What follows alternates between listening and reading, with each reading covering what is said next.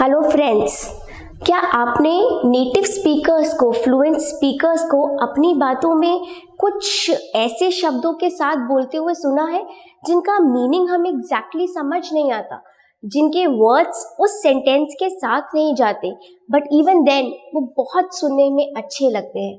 तो क्या होते हैं ये वर्ड्स? इन वर्ड्स को हम कहते हैं ईडियम्स, या हिंदी में कहें तो मुहावरे। नेटिव स्पीकर्स या एडवांस स्पीकर्स अपनी लैंग्वेज में मुहावरे और ईडियम्स का बहुत ज़्यादा यूज़ करते हैं, और आप देखेंगे कि इन्हें यूज़ करने से आप अपनी बातें बहुत कम शब्दों में बोल पाएंगे। So here I am Sonali with त्रिशूल डिफेंस एकेडमी। आज हम इसी टॉपिक पे बात करेंगे। आज हम बात करेंगे कुछ ज़रूरी लाइफ ईडियम्स के बारे में, जिनके यूज़ से आपकी लैंग्वेज और ज़्यादा बेहतरीन लगने लगेगी, आप नेटिव स्पीकर्स की तरह साउंड करने लगेंगे, and you yourself will feel very enthusiastic while speaking this language.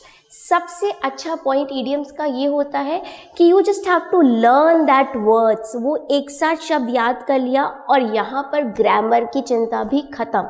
You can use those idioms, you can sound your self like a native speaker without knowing too much of grammar.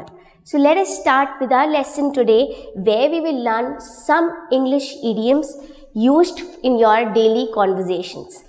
Okay, so starting with our first idiom. Now this is a very useful idiom, to cry over spilt milk. इसका मतलब होता है, अगर आपने देखा होगा कभी दूध का ग्लास गिर गया, can you fix it back? Can you again pour the milk in the glass? No, हम नहीं कर सकते। एक बार अगर दूध फैल गया तो now you cannot use it, आपको उसको वाइप ऑफ करके साफ करना पड़ेगा। तो इस इडियम का शब्दों पर मीनिंग पे नहीं जाएंगे, हम इसका एडवांस मीनिंग समझेंगे। To cry over spilt milk का मतलब होता है जो हो गया सो हो गया, अब उस बात के लिए रोने का कोई फ़ायदा नहीं। ठीक है, सेंटेंस के थ्रू देखते हैं। I should have brought that flat 2 years ago, but now there is no point crying over the spilt milk. मैं उस फ्लैट को 2 साल पहले ख़रीद लेता तो शायद मुझे वो कम रेट में मिलता, उसकी प्रॉपर्टी वैल्यू ज़्यादा होती, बट नाउ जब समय बीत गया, जो हो गया सो हो गया। Now there is no point crying over the spilt milk. Okay, जैसे हम एग्ज़ाम्स में पढ़े नहीं, and now we are coming back, हम घर आकर रो रहे हैं कि हमारा एग्ज़ाम अच्छा ही नहीं हुआ, and our mother is saying it's okay, no point crying over the spilt milk, now you can study better, now you can work hard for your exams, right. तो हमें जब भी ऐसी बात कहनी है कि जो हो गया सो हो गया, तो बिना ग्रामर की टेंशन लिए हम सीधे इस इडियम का यूज़ करेंगे, don't cry over spilt milk. Correct? Coming to our second idiom, cross that bridge when you come to it. Again, a very interesting life idiom. Cross that bridge when you come to it. इसका मतलब होता है तब का तब देखा जाएगा। आपने कई सिचुएशंस में देखा होगा, हम बात करते हैं कि अरे अभी तो बहुत समय पड़ा है, जब वो वक्त आएगा हम तब की तब देखेंगे, अभी से हम अपना टाइम वेस्ट नहीं करेंगे ये सब सोच के। तो इन दैट केस हम बोलेंगे we will cross that bridge when it will come to us, right. I have been so worried about my exam results and college admission, but my dad said we will cross that bridge when we come to it. मैं अपने exam results को लेकर बहुत परेशान था, but मेरे dad ने बोला it's okay, enjoy your time, जब हम उस वक्त पे पहुँचेंगे, जब रिज़ल्ट आ जाएगा, एडमिशन्स की चिंता करनी होगी तब करेंगे, राइट। तो we can always use this idiom, a very interesting one, that we will cross that bridge, उस पुल को तब पार करेंगे जब उसका वक्त आएगा। ठीक है, coming to our next one, to kill the birds with one stone. I know आप इसका मीनिंग अच्छे से समझ गए हैं, एक तीर से 2 निशाने, हिंदी मुहावरा। To do one thing which will achieve 2 benefits, right. तो कहते हैं हमने एक तीर से 2 निशाने मार दिए। To kill 2 birds with 1 stone is the English version of the same मुहावरा, राइट। इसको सेंटेंस में देखते हैं। I worked in the company to learn about them and got paid as well, so I killed 2 birds with 1 stone। मैंने उस company में काम किया था ताकि मुझे थोड़ा एक्सपीरियंस गेन हो जाए, मैं उनके बारे में जान सकूं, but they are giving me paid also, I am getting paid for my work, so I have killed 2 birds with 1 stone, एक पत्थर से एक तीर से मैंने 2 निशाने कर लिए, करेक्ट। सो लर्न करने होंगे इन ईडियम्स को, आपको अपनी डेली कॉन्वर्जेशंस में उतारने के लिए you have to learn it, ताकि जब भी ये मौका आए, जब भी आपके एक काम से 2 बेनिफिट्स हो जाएं, आप मॉल गए हो, आपको ड्रेस भी मिल गई और खाने को भी कुछ मिल गया, सो एक तीर से 2 निशाने लग गए एक ही बार में, तो आप ये ईडियम का यूज़ कर सकते हैं। But again you will have to practise this, you will have to remember all the idioms, correct. Now once in a blue moon, इसका मतलब होता है कोई ऐसा काम जो हम बहुत कम करेंगे, रेयरली, मतलब मैं बहुत इंटरेस्टेड नहीं हूँ, like suppose I don't eat outside food, मैं बहुत अच्छे से बहुत ज़्यादा I don't like eating outside, तो मैं बोलूँगी once in a blue moon I do this, right.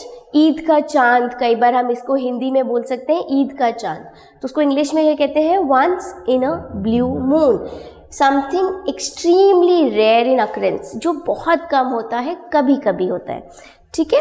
Like once in a blue moon I go to the cinema only when there is a film which I really really want to see, तो मैं बहुत ज़्यादा movies देखने theatres में नहीं जाती, it's only once in the blue moon, बहुत कम I go and see movies in theatres. एक और एग्जाम्पल हम इसका देख सकते हैं, like I live in abroad, so only once in a blue moon I get the chance to meet my cousins, मतलब मैं abroad रहती हूँ तो बहुत कम मैं अपने cousins से मिल पाती हूँ, right? Next, the ball is in your court. अब ये idiom आया था टेनिस गेम से, when you play tennis एक तरफ से बॉल आती है दूसरी कोर्ट में चली जाती है, तो यहाँ पे पहले प्लेयर ने अपना शॉट मार लिया, now is the turn of the second player. Same is the meaning of this idiom. The ball is in your court. इसका मतलब होता है the action of the other party, right? I have helped him in every way I could have done it. I have helped him in every way I can. But now it is your turn. The ball is in your court, right? Now मैंने अपनी तरफ से उसकी पूरी मदद कर ली है, अब it is your turn to help him out, the ball is now in your court, अब आपको जो भी करना है उसकी मदद के लिए आप कर सकते हैं, correct. Okay, coming to the next one. Now ये अगर हमें लर्न हो गया तो you can use it with your friends and family to test your medicine, to test your own medicine. आपके साथ किसी ने कुछ गलत किया या यू थिंक कि ये कुछ अच्छा नहीं करती है, तो हम उसको हमेशा कह सकते हैं don't worry, you will taste your own medicine, ये मेडिसिन कड़वी है, we are talking about a negative perception here, something harsh और unpleasant treatment, right.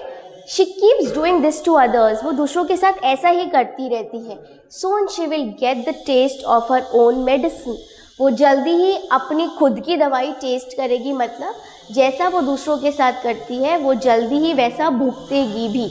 So we can always learn this idiom to say कि अगर किसी ने हमारे साथ गलत किया है, we can always say this that you will taste your own medicine, don't worry, just wait and watch, right. Next one, the light of my life. Now this is sarcastic way में हम बोलते हैं ना, ये मेरी ज़िंदगी का सितारा है, he is the light of my life, मतलब वो सब कुछ है, that person is very important to मी।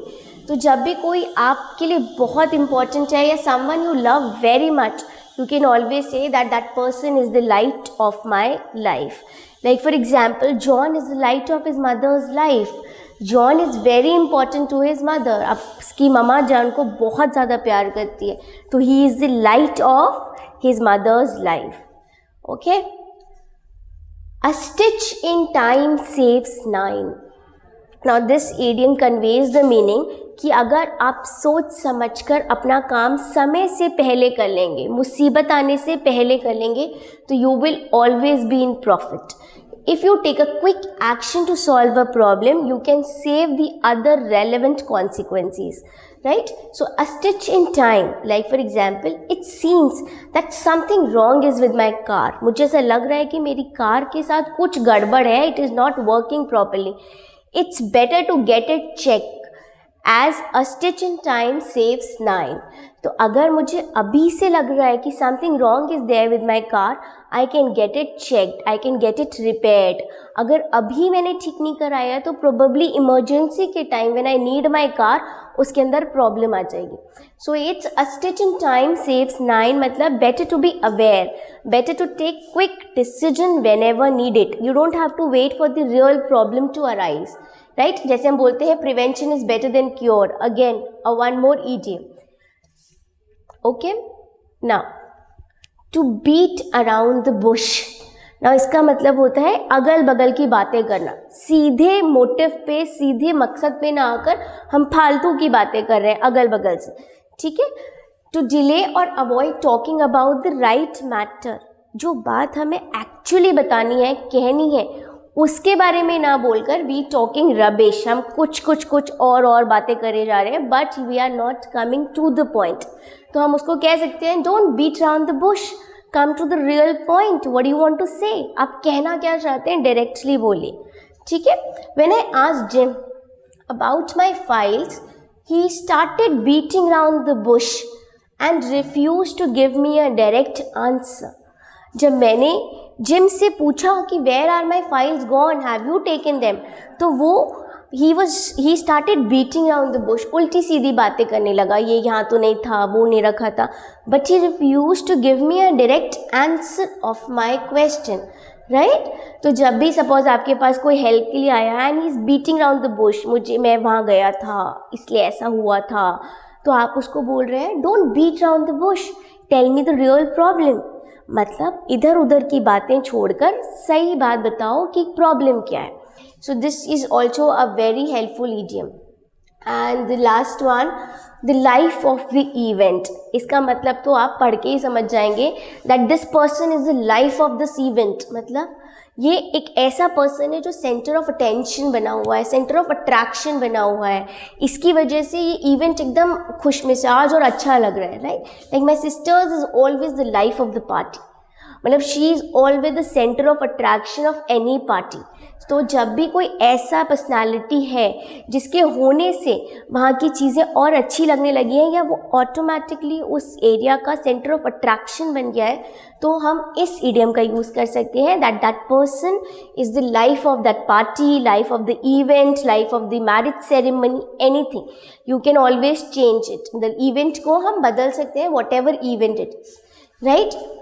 सो ये सारे बहुत ज़रूरी idioms थे, all connected with your life, and believe me all these 10 idioms you can use in your daily conversations। पर हमें करना क्या है, याद करने हैं। सो बेटर कि हम idioms याद कर लें instead of giving our whole mind to the grammar portion. Grammar English की बहुत वास्ट है, तो ये idioms उसी ग्रामर को सिंप्लीफाई करते हैं। You can say a lot of words using these 5 to 7 words in a sentence, right. और आपकी इंग्लिश इससे एडवांस और फ्लुएंट भी लगती है। तो आई नो आप सब इस idioms को यूज़ करके एक एक सेंटेंस बनाएंगे और मुझे कमेंट बॉक्स में लिखेंगे। Please like and subscribe to our video. जय हिंद। जहां बनते हैं देश के गौरव, इंडिया का एकमात्र ऐसा कोचिंग इंस्टीट्यूट जहां कैडेट्स को ट्रेन किया जाता है आने वाले डिफेंस एग्जाम के अनुसार। अगर आपका भी सपना है भारतीय सेना में शामिल होकर देश की सेवा करने का, तो आज ही ज्वाइन करें त्रिशूल डिफेंस एकेडमी।